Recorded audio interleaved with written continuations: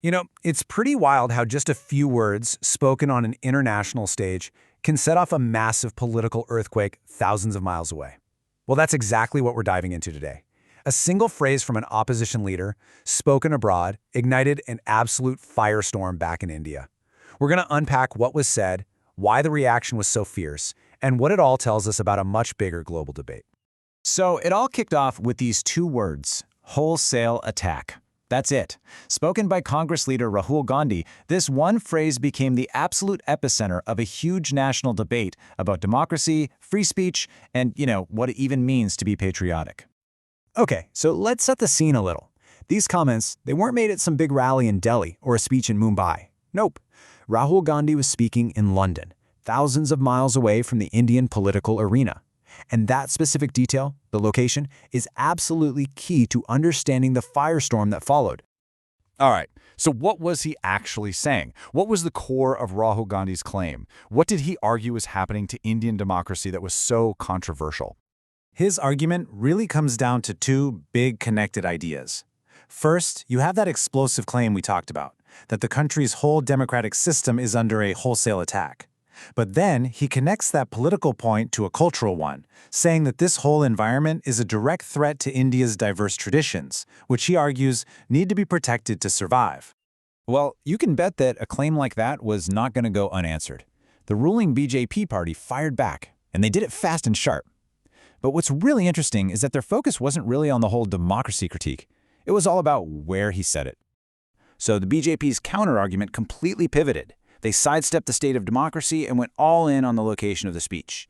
They basically called his comments inappropriate, arguing that you just don't air your country's dirty laundry on foreign soil.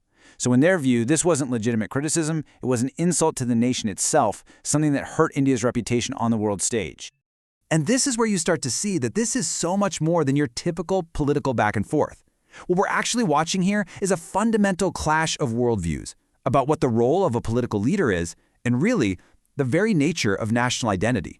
And this table just lays out those two opposing worldviews perfectly. For Gandhi's camp, the focus is all internal. It's about the health of India's democracy.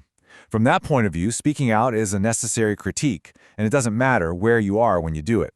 But for the BJP, the focus is external. It's about the nation's image abroad.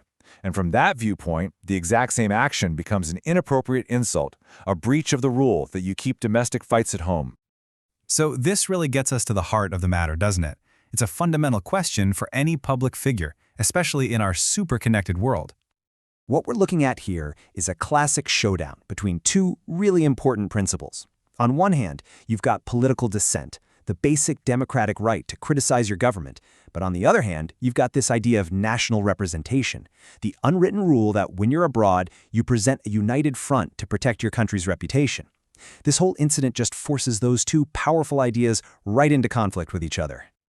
Okay, let's zoom out. Why does this specific war of words in India really matter to the rest of us? Well, because it's a perfect little snapshot of a much, much bigger conversation that's happening all over the world right now. At the end of the day, this whole debate in India is really a local version of a global tension. It's that constant push and pull between the freedom to speak out against your government and the powerful force of nationalism, which often demands that you show public unity and loyalty, especially when you're in the global spotlight. So, we'll leave you with this final thought to chew on. In a world that's so interconnected, where a speech in one country is instantly making headlines in another, where exactly is the line between legitimate criticism and damaging condemnation? And maybe the even bigger question is, who gets to draw that line?